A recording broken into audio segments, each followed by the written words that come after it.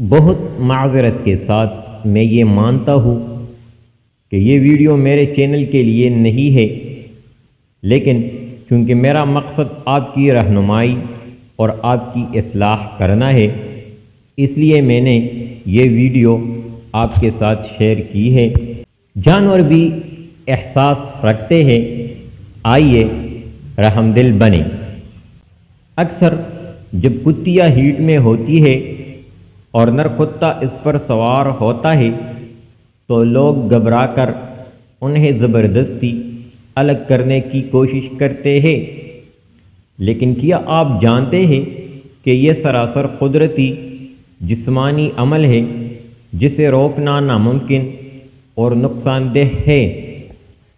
میلاد کے دوران نر کتے کے عضو میں ایک خاص حصہ جسے بلب آف گلانس یعنی خون سے بھر کر مادہ کی اندام نہانی میں پنس جاتا ہے۔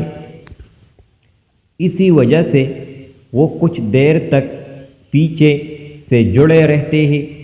یہ عمل 15 منٹ سے لے کر 1 گھنٹے تک چل سکتا ہے۔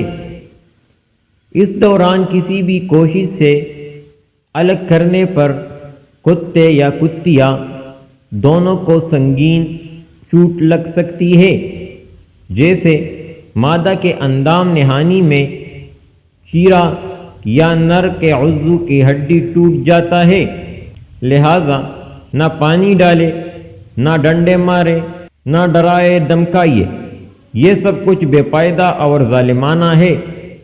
ہم انسان ہیں، مہذب ہے، شعور رکھتے ہیں، جانوروں پر رحم کرے۔